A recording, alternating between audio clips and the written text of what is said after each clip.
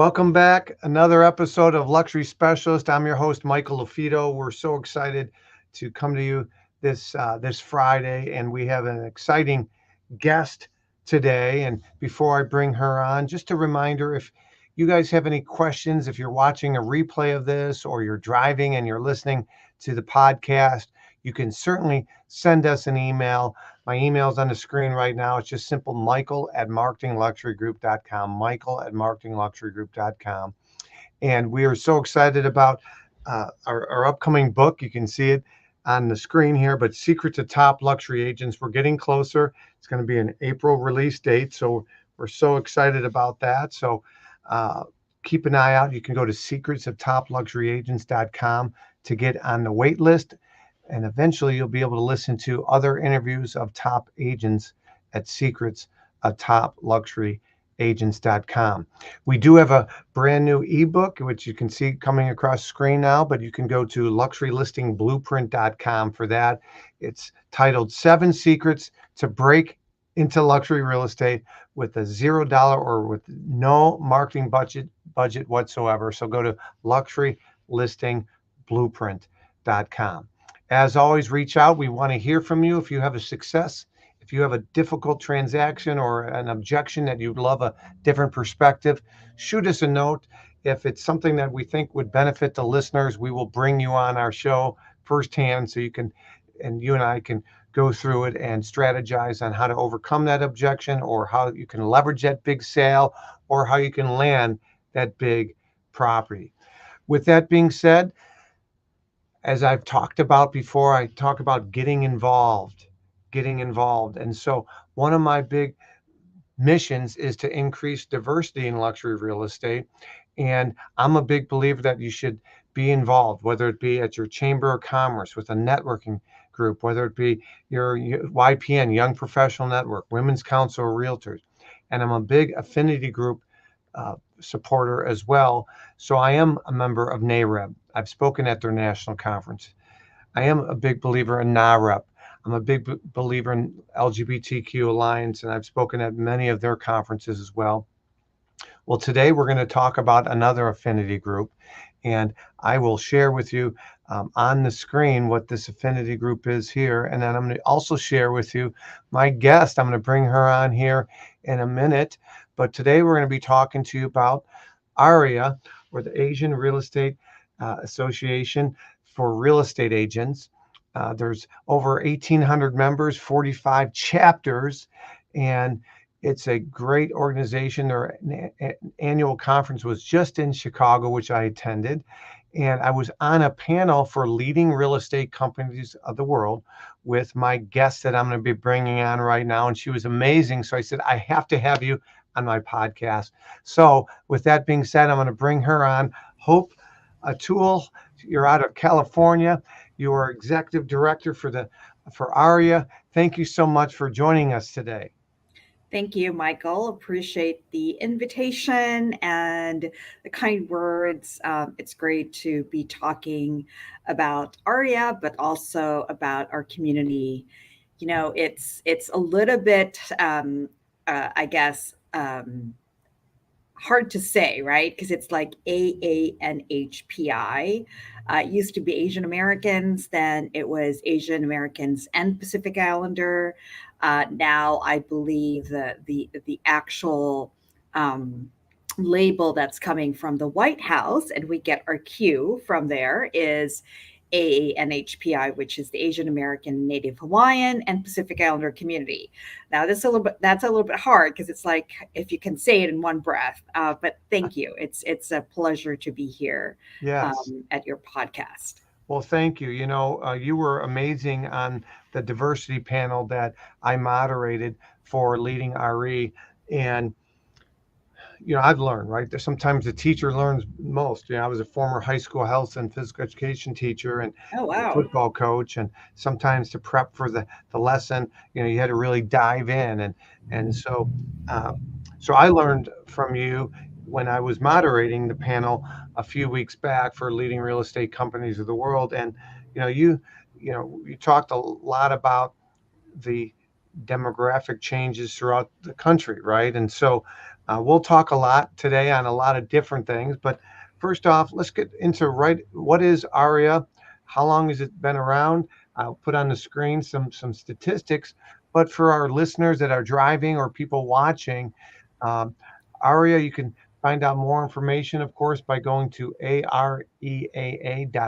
I'll put that on the screen as well, but areaa.org and ORG. And so I put that on the screen as well. But tell me a little bit about AREAA, how long your involvement has been, um, what is membership bring to the table for a real estate agent.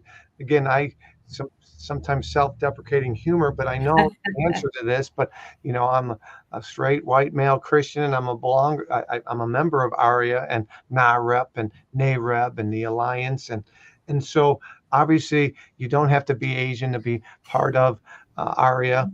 But tell us a little bit about AREAA and as well as some of the benefits to real estate agents that are listening, or team leaders or broker owners, on why they should consider joining a local chapter. You have 45 chapters, as you can see Hmm. on the screen now.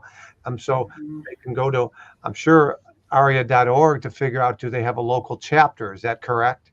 That is correct. That is correct. Yes. So they can learn more, hit that learn more button about becoming a member. And you have 18,000 plus members and growing. Your annual conference, I just attended. So uh, it was end of 2023. It was November, I believe. Is that correct? Or was it October? The tail end of October. Yeah. Tail end of October. Yep. So where's that 2024's conference going to be? Has that been announced? It, yes, it is going to be in Las Vegas. We're going to be at Caesar's Palace this year. Okay. It's October 24th to 26th. Awesome. So I have the website up. Those of you that are driving or listening to a replay, you just go to aria.org for more information. But go ahead, Hope, and Okay. continue on. Tell us a little bit more about what a chapter looks like, what some benefits are. I always teach real estate agents the most listened to radio station that a consumer listens to. If you're on a listing appointment, those sellers listen to, or if you're at Starbucks meeting a buyer, is WIIFM. What's in it for me? Mhm. What are you going to do to find me that off market property as a buyer's agent, as a listing agent? What are you going to do to get me top dollar with the least amount of turbulence? So that's why I'm just kind of diving right in. The first few minutes here, we have agents that might not know about AREAA. Why should they consider looking into and joining? What are the benefits as an agent or a team leader or maybe even a broker owner? Yeah, yeah. Well, thank you for actually queuing that up. So ARIA, right? AREAA. We pronounce it ARIA, like the opera movement or like the hotel in Las Vegas. Um, it is a membership organization, and we were founded in 2003. So it's been 21 years already. So fairly young compared to many realtor or many trade associations or membership associations. And it's interesting because I tell folks, yeah, we're going to be 21 in Las Vegas, right? So we're legal. We can actually drink. But our organization was founded by a couple of gentlemen that's based out of San Francisco. Some of you might have actually had the privilege to meet them or work with them, John Wong and Alan Okamoto. And we're very blessed that they continue to be part of the organization, right? They're very, very active in a leadership capacity. And John and Alan both have been part of organized real estate for many, many years, whether it's their membership with the National Association of Realtors or the San Francisco Association of Realtors, or even, the California Association of Realtors. They have been part of organized real estate for many, many years. And I think they looked around in the early 2000s and said, okay, there is an organization um, really birthed by the civil rights movement, which is NAREB, the National Association of Real Estate Brokers. And, in like the late 90s, I want to say, NAREP was birthed the National Association of Hispanic Real Estate Professionals. And so John and Alan said, there are a lot of very ethnic based real estate organizations, whether it's the Chinese Real Estate Association that's predominantly in New York and San Francisco, or other organizations like the Filipino American Real Estate Professionals, again, very San Francisco, very Bay Area based. They said let's form an organization. Or actually, they thought let's talk to NAR. Let's see if we can create a subgroup under the diversity committee at that point. And they gathered folks who they know within the National Association of Realtors who would have an interest in joining the subgroup. And what came out of that meeting was they said, actually, you know what? It's about time that we put together an organization, a membership organization that supports homeownership opportunities for the Asian American community, right? Because it's very unique. If you take a look at the multicultural groups, whether it's the LGBTQ Alliance or NAREP or NAREB, each community has its own set of challenges when it comes to homeownership, right? You take a look at the Black community, again, systemic racism, whether it's redlining and discrimination, they have their own sets of challenges. And then you take a look at our community, the ANHPI community, and we've got our own sets of challenges, whether it's credit invisible um, or even kind of like the alien land laws, which are um, popping up in different states. Unfortunately, last year, right, Florida passed SB 264, which prohibits, but I'll get into that. But kind of like these very I want to say subtle discrimination issues that are impacting our community that really, I want to say, started on the onset of COVID with Asian hate escalating, and now it has escalated into our community being able to live where we want to live. And I always say this is, shelter, right? Home, it's a basic human right. And so we should be able to live wherever we want. But that has been challenged. There is some shelter insecurity that's being challenged in our community right now. So that's really the kind of like the vision of John and Alan was, let's take a look at these challenges and try to work on these challenges so that at the end of the day, we are increasing homeownership for the Asian American, Native Hawaiian, and Pacific Islander community, right? So if I could actually sum up the mission and the vision of the organization, it's fairly simple: to move the needle of homeownership for the ANHPI community. And that's why we look at the challenges that face our communities, because if we take away these challenges and take away these barriers for our community members to become homeowners, that's essentially then increasing the homeownership rate for our community. So that's what we do. It's 18,000 members and continuing to increase, which we're very, very grateful and blessed to be having this continued increase, not just in our membership, but also our chapters. You had mentioned that we have 45 chapters. So if you take a look at our chapter footprint, it very much mirrors the demographic of Asian Americans within the United States. So heavy on the coast, right? We are a very bi-coastal community. We're typically, in what you call gateway cities. So that's San Diego, where I'm from, San Diego, LA, San Francisco. You take a look at Seattle. And then on the opposite coast, you have New York, Boston, New Jersey, Washington, D.C. So those are typically entry points for, Asian American immigrants into this country. And based on census data and based on data from Freddie Mac, interestingly enough, in the last decade, Asian Americans are actually migrating, right, in from the coast, migrating into the middle of America.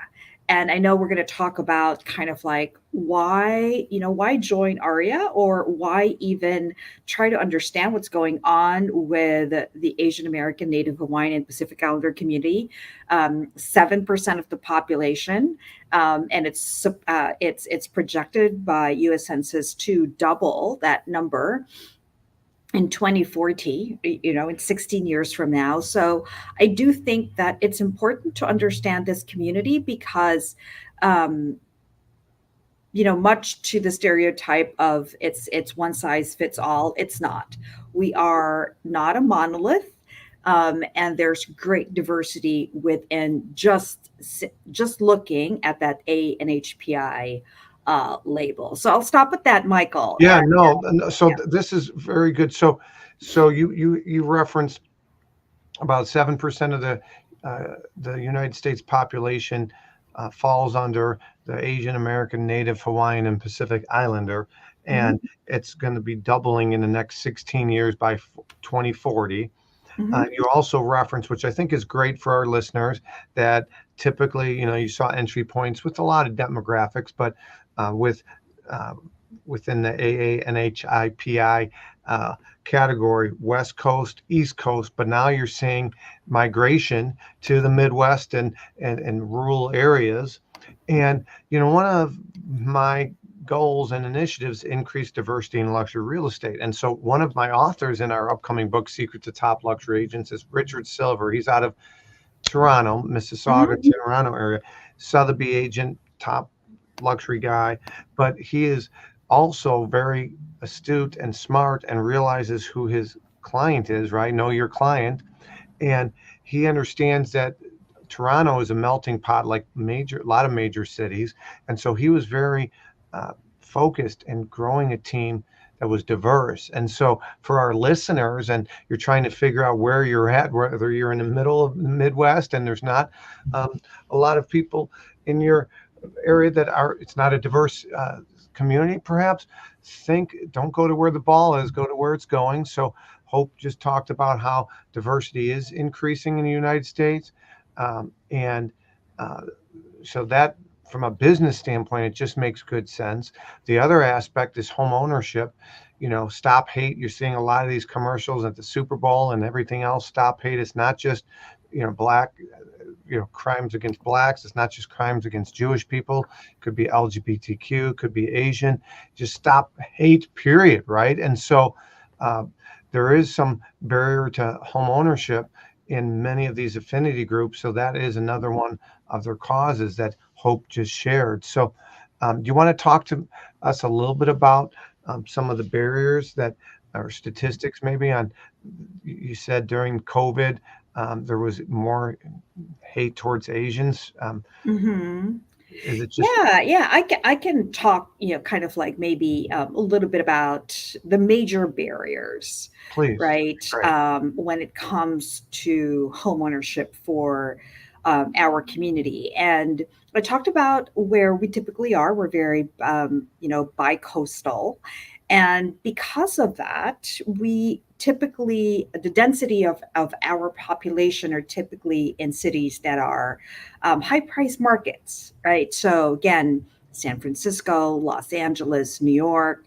And so if you take a look at average homes in these particular MSAs, they are very expensive. And so, one of the barriers right now that we are finding within our community is really the affordability, right? Affordability of homes. And we already know that it's been a tight market thanks to lower interest rates. And even before, kind of like the crazy market in 2021 and 2022, we already know that inventory is very tight. And so, you layer that on with kind of like the frenzy of buying in 2021 and 2022, and the escalating home values, which are great um, for for current homeowners. But if you are trying to enter into homeownership, it becomes very difficult, and it seems like it's going to be elusive because homes are getting to be much more expensive. And I say that, the affordability issue is not just Asian Americans, but really all Americans in general. But what is particularly interesting within our communities, because we live in high price markets, right? And you take a look at median home price, San Diego. I would not have thought that a median home value for San Diego would ever reach $1 million. And it's like, what, $1 million? Um, that's not even a luxury home. That is a median home value here in San Diego County. And so think of a family or an individual who is trying to buy a home, right? And trying to kind of like save up for a 20% down payment. 20% down payment is $200,000 if you're looking at a median home value here in San Diego. How many years could a family or an individual save up for a 200,000 down payment, and you're not even layering the closing costs? That's that. So it's becoming much harder, right? And then And then oh, you're yeah. you're plenishing all your cash flow, right? If you come up with the 200 grand, then the house, what if the furnace goes out? What if there's a big unexpected issue, right? And or if you want to make improvements. So you know you bring up a really good point. And so part of the reason we have this podcast and we have our guest on is to think a little bit differently, to be more empathetic to buyers, but also to be more understanding. So if you're sitting across the table from a seller, and they probably, their barrier to entry wasn't what it was 20, 30, 40 years ago as it is in 2024. And so, um, but also for your buyer clientele, understanding, the nuances and real money, what it looks like. So, uh, that, yeah, that's could be depressing. And the American dream when 20, 30, 40 years ago was home ownership. And Yes. uh, I'm sure AREAA, I know NAREB, they talk about home ownership is so important because it helps create wealth because of Mhm. appreciation. Home Mhm. prices since 1980 on average have gone up a little over 4% appreciation on average. Well, 4% compounding over time. Mhm. I mean, Mhm. that's how you grow retirements and wealth. And and if you don't have that, then you're making your landlord rich. Yeah, yeah, yeah, absolutely. So the affordability issue is I think a little bit much more acute for the Asian American community, just because of where we typically live. So that's a challenge, that's a barrier. And so we continue to talk about solutions for addressing the housing affordability, right? I think the National Association of Realtors have talked about a couple of years ago that we're about 5 million units short. um, that's a lot. I don't think builders can keep up with trying to give us more, build more inventory. 5 million short, and I'm sure that they haven't factored in functional obsolescence at this point. What about the homes that, again, deemed as functional obsolete at this point? But 5 million is a lot. So going back right to the challenge, the housing affordability challenge is a big thing. And that's why last year our president Kurt Nishimura, our 2023 president, had said, let's come up with like solutions now, right? Not solutions 10 years from now, solutions now. And here in California, ADUs have been depending on kind of like what you feel about it, right? ADUs are pretty much one of the things that could solve the housing affordability crisis. But I get it. Some people may feel that it's way too dense already. Why would you build, you know, a casita or an ADU in your backyard and all of that stuff? But I Yes. think that's for Yes. another podcast. So talk to me about ADU real quick for those listeners that might not be familiar with that terminology. Yeah, so ADUs are accessory dwelling units, right? And so these are actual, smaller homes. ADUs, I think, technically and legally will have to be smaller in square footage than the main home. So if you've got some square footage or land right in your backyard that could actually fit in a small unit, whether it's 500 square footage of space, of living space, or I've seen some that are like 1,000 or 1,200.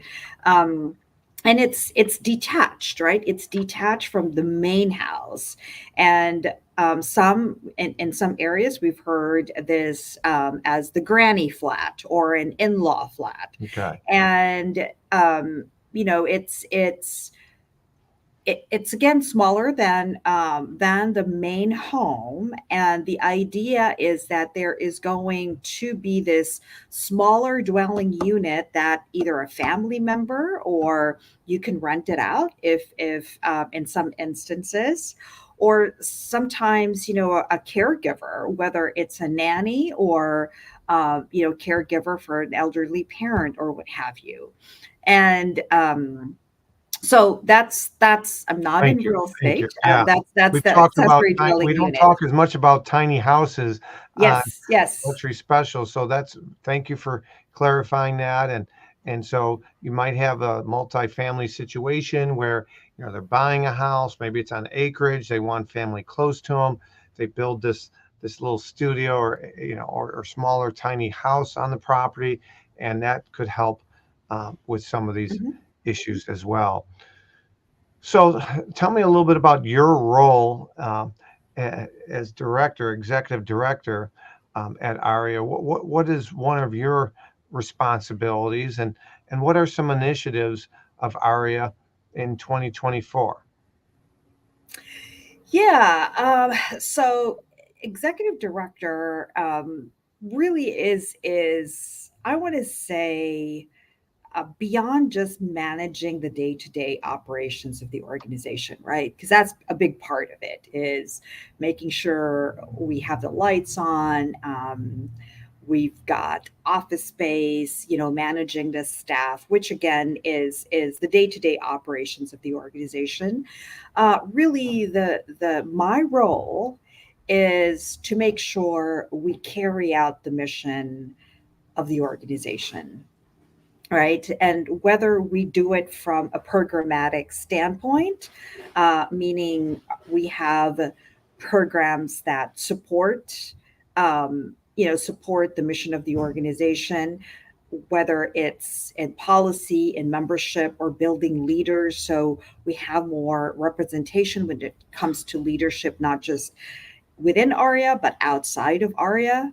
Um, or it is helping with our advocacy efforts, because that's really what will change from a from kind of like a barrier standpoint, right? Is when we take a look at, let's say, current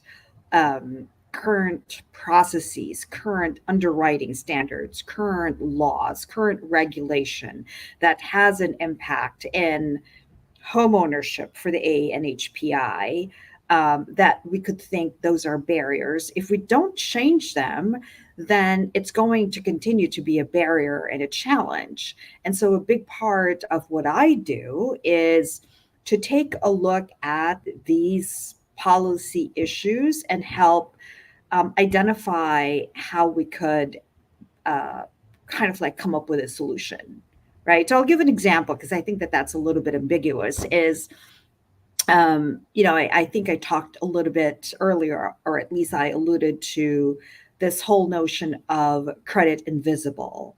So if you take a look at immigrants, probably here in this country 10 years or less, um, they have what a lot of lenders will call, they have thin credit file. It's not that they have a bad credit score, but oftentimes they don't have enough credit score to be deemed credit worthy, to be eligible for a mortgage. And the idea, particularly for a lot of Asian cultures, the idea of accumulating debt so that you could actually get more credit is very countercultural, right? It's like, what I you mean I need to be in debt so that I could get a credit? Well, that doesn't make any sense. Right. Don't I need to free up my cash so that I can actually? But so it's a lot of Asian American immigrants, I should say, are very debt averse. So it's, the discipline of paying in cash actually is not helping them build credit. Right. Right. And so one of the things that we have been advocating for, and we're very, very grateful that agencies like the CFPB and FHFA, the Federal Finance and Housing Agency, have made some now accommodations for underwriting, right? Looking at credit scores beyond your traditional FICO. So, for example, last year, FHFA has started what they call renters credit. So, taking a look at an individual's rental credit history, which typically will not be part of your credit history because rent technically is not credit. It's not a debt. But your credit score gets dinged when you don't pay for your rent, because then it becomes a debt. But if you're consistent with your Right. with your Right. rent, it's not going to reflect your credit history. Yeah. And paying your rent is probably the the biggest predictor of somebody's ability to pay their mortgage, right? Yeah. Yeah. But It's the biggest. It's the biggest. Uh, you know, it is. expense. Your monthly It expense, is. It consistent monthly is. expense. It Yeah. is. It is. So it's great now that Freddie, I think, and Fannie are both incorporating this into their underwriting guidelines, is having renters credit. And which is, again, is great. Or taking a look at utility payments that are, again, typically not part of the trade. Utility payments are not a debt, because, or they become a debt if you don't pay it, so it becomes part of your credit history. But taking a look at consistency of payment and looking at that as somebody's capacity to pay or a substitute for somebody's credit history. So Mhm. that's great, right? Because flexibility in underwriting is very much needed in Mhm. multicultural communities, particularly within ANHPI. So that's a big part of what I do, is kind of like talking to agencies and lawmakers. I'm not a lobbyist. I was not trained to be a lobbyist, but in representing the organization, representing AREAA, representing our community. So again, these barriers can be removed or at least reduced when it comes to opportunities for home ownership. Yeah, no, that's very helpful. You did a great job of explaining that. And so culturally, you know, because of their belief of being debt free, which is a great thing, it's hurt financially their credit history, which in turn hampers their opportunity for the American dream and home purchasing. So through advocating and education and associations like AREAA and people like Hope, educating lawmakers to consider other avenues that this person is has the ability to purchase and make payments on time, etc., although they don't have the traditional credit history that a lot of these lenders and banks are looking for. So some really good information there. Anything you want to add? I got on the screen. Aria, we're coming up on time here. So informative. I recommend those that are listening check it out. I'll put it back on the screen here. You go to AREAA.org, AREAA.org, and literally you will start to see some great resources. You can find information about them. You do the drop down menu. I know you probably can't read, but their partners, their sponsors, membership, why join, benefits, find a member, A list, chapter location. So that membership button is probably where you're going to want to start for many of you that aren't familiar with AREAA or you don't know where to go. Go to areaa.org and then hover over the membership button at the top, and that will be very helpful to you. Hope, some really great information here. I do appreciate you being on with us today. This is episode 286 on the Luxury Specialist podcast.